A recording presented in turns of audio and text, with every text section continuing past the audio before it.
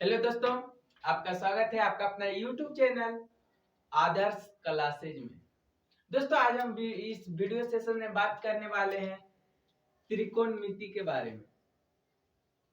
तो आइए हम लोग देखते हैं, पहले बेस से स्टार्ट करते हैं, बेसिक चीज पढ़ते हैं कि त्रिकोणमिति है क्या। इसके बारे में हम डिटेल से अध्ययन करेंगे। तो दोस्तों, आप बने रहिए हमारे वीडियो के लास्ट तक। अगर आप हमारे चैनल में नए हैं तो चैनल को सब्सक्राइब करिए, लाइक करिए और बेल आइकन को दबाइए। चलिए स्टार्ट करते हैं। फ्रेंड, त्रिकोणमिति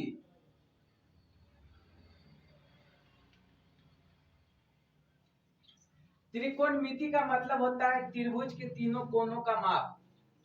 त्रि मतलब होता है तीन, और कोण मतलब कोण, और मिति मतलब माप। मतलब त्रिकोणमिति का मतलब हुआ त्रिभुज के तीनों कोनों का माप।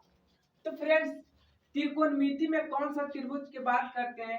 हम जब भी त्रिकोणमिति पढ़ेंगे फ्रेंड्स, तो उसमें समकोण त्रिभुज का बात करेंगे। कौन सा त्रिभुज? समकोण त्रिभुज।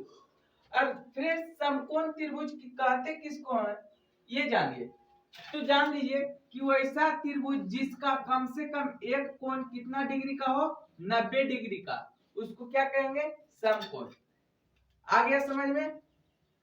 वैसा त्रिभुज जिसका एक कोण 90 डिग्री का हो, उसको क्या कहेंगे? समकोण। तो त्रिकोणमिति में हम हमेशा समकोण त्रिभुज के बारे में बात करते हैं। अब बात करें कि त्रिकोणमिति को कितने अनुपात में बांटा गया है। तो फ्रेंड्स, त्रिकोणमिति को 6 अनुपात में बांटा गया है। कितना अनुपात में? 6 अनुपात में। तो पहले उसको बाद में पढ़ेंगे, पहले इसके बारे में जान लेते हैं कि ए से बी के दूरी को क्या कहते हैं, बी से सी तक की दूरी को क्या कहते हैं, सी से ए तक की दूरी को क्या कहते हैं। तो फ्रेंड्स, ध्यान दीजिए, ए से बी के बीच के जो दूरी होता है उसको हम लोग लंब कहते हैं। क्या कहते हैं? लंब। जिसको P से सूचित किया जाता है, इसका इंग्लिश होता है परपेंडिकुलर। उसके बाद जो है B से C तक की दूरी को हम लोग आधार कहते हैं, और जिसको बेस कहते हैं। अब B से सूचित किया जाता है। फ्रेंड्स, A से C तक की दूरी को हम लोग कर्ण कहते हैं। इसको H से सूचित किया जाता है, इसका इंग्लिश होता है हाइपोटेनस। तो फ्रेंड्स, ये जान गए। अब हम त्रिकोणमिति के 6 अनुपात के बारे में बात करते हैं। तो पहला जो अनुपात होता है साइन होता है, दूसरा होता है कॉस, तीसरा होता है टैन, चौथा होता है कॉसेक, पांचवा जो होता है सेक होता है, और छठा क्या होता है? कॉस। तो फ्रेंड्स, ये है त्रिकोणमिति के 6 अनुपात। अब हम लोग जानेंगे फ्रेंड्स कि इसका फार्मूला क्या होता है। और इसमें जो है कभी कभी आ जाएंगे, जैसे यहाँ साइन दिया हुआ है, इसके आगे आ जाएगा थीटा, अल्फा, बीटा, गामा, कुछ भी आ सकते हैं। तो ये जो बताता है थीटा, जो हम लोग को बताता है थीटा जो है अल्फा, बीटा या तो गामा, यहाँ कुछ भी आ सकता है। तो ये जो हमें बताता है त्रिभुज के कोण के बारे में बताता है। क्या चीज के बारे में बताता है? त्रिभुज के कोण के बारे में। जैसे दिया रहेगा थीटा, अल्फा, बीटा, कुछ भी दिया रहेगा, तो ये जो है त्रिभुज के कोण के बारे में बताता है। क्या चीज के बारे में? त्रिभुज के कोण के बारे में। जैसे इस कोण के बारे में बताएगा, ये कोण के बारे में बताएगा, ये कोण के बारे में बताएगा। कोई दिक्कत? अब फ्रेंड्स, हम लोग जानते हैं, जैसे दिया रहे हमको साइन थीटा का मान निकालें। तो फ्रेंड्स, साइन थीटा बराबर फार्मूला होता है लंब बटे कर्ण। ये फार्मूला बहुत इंपॉर्टेंट है, इसे याद कर लीजिए। साइन थीटा बराबर होता है लंब बटे कर्ण, और कॉस थीटा बराबर होता है आधार बटे कर्ण। उसके बाद होता है tan थीटा बराबर होता है, tan थीटा बराबर क्या होता है? लंब बटे आधार। तो फ्रेंड, ये याद रखिए, 6 अनुपात में हम लोग व्यक्त किए थे, लेकिन हम 3 यहाँ फार्मूला 3 ही लिखे। बाकी जो 3 होता है इसका उल्टा ही होता है। जैसे साइन का उल्टा होता है कॉसेक, साइन का उल्टा क्या होता है?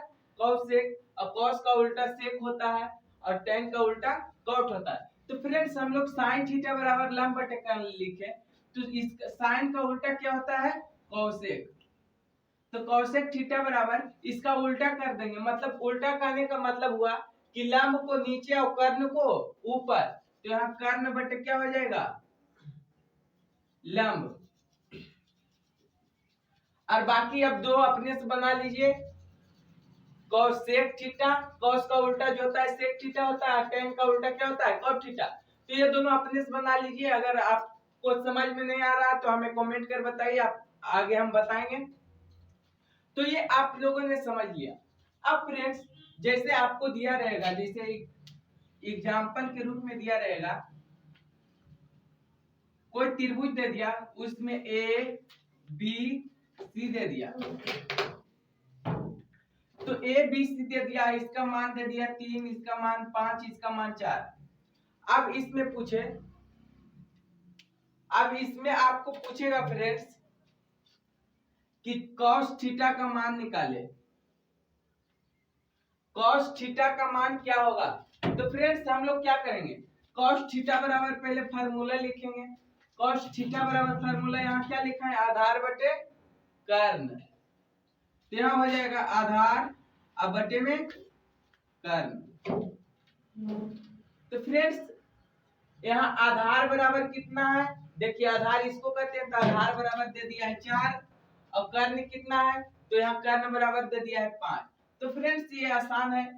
तो इसी तरह से आप कोई भी मैथ बना सकते हैं, cos थीटा बराबर देखिए आसानी से निकाल लीजिए। अब हमको पूछेगा अगर sin थीटा, क्या पूछेगा sin थीटा, तो sin थीटा बराबर हम लोग क्या होता है फार्मूला लंब बटे कर्ण, तो लंब की जगह पर कितना है 3 और कर्ण की जगह पर कितना है 5, तो हो गया 3 बटे 5। लेकिन एक बात ध्यान दीजिए फ्रेंड्स, अगर आपको पूछे थीटा की जगह पर साइन ए का मान निकालिए, किसका मान निकालिए साइन ए का मान निकालिए, तो ध्यान इसमें देना है फ्रेंड्स कि हमें जिस कोण का, ये जो है ये सभी कोण को बताता है, तो हमें जिस कोण का मान निकालना रहता है उसका सामने वाली भुजा लंब होता है। जैसे साइन ए निकालना है तो ए यहाँ लिखा हुआ है, तो ए के सामने वाला भुजा लंब हो जाएगा, तो ये क्या हो जाएगा अभी लंब, मतलब लंब और आधार हमेशा परिवर्तित होते रहता है।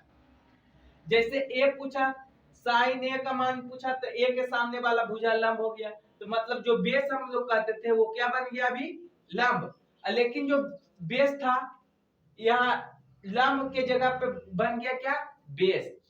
तो ये जो होता है उलट जाता है, क्या कर्ण जो हमेशा स्थिर रहता है, लेकिन लंब और आधार हमेशा चेंज होते रहता है। तो फ्रेंड्स ध्यान दीजिएगा साइन थीटा बराबर वही फार्मूला होता है, क्या होता है लंब बटे कर्ण नहीं होता है, लंब बटे कर्ण। लेकिन जो फ्रेंड है कि ए के सामने वाला भुजा लंब हो जाएगा, तो ये यहाँ लंब कितना हो गया 4 और कर्ण कितना है 5, 4/5।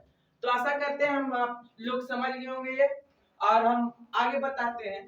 एक फार्मूला आप 9 में पढ़े होंगे कि कर्ण का स्क्वायर बराबर होता है लंब का स्क्वायर और जोड़ आधार का स्क्वायर, आधार का स्क्वायर। ये फार्मूला बहुत से लोग जानते होंगे, तो अगर आप जानते तो हमें कमेंट कर बताइए।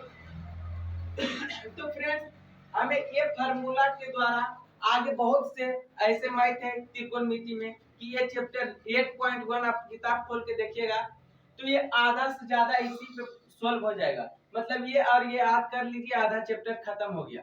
तो फ्रेंड्स इसको हम आगे वीडियो में बता